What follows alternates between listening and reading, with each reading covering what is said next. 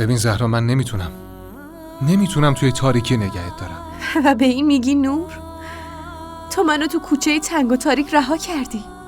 مگه من در حق چه بدی کردم؟ ببین قبلا هم بهت گفتم من هیچ وقت هیچ کاریو با میل خودم انجام ندادم. شرایط اینجوری ایجاب میکرد. اینا قراره درد قلب منو تسکین بده؟ فکر میکنی تو تنها کسی هستی که آسیب دیده؟ فکر میکنی من آسیب ندیدم؟ نمیفهمم چطور فقط به خودت فکر میکنی، نه به هیچ کس دیگه.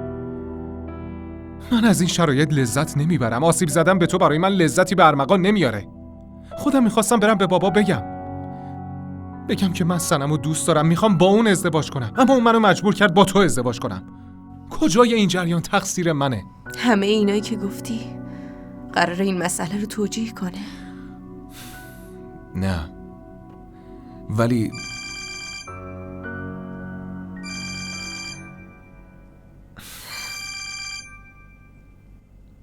جواب بده. همسر دومت منتظر میمونه.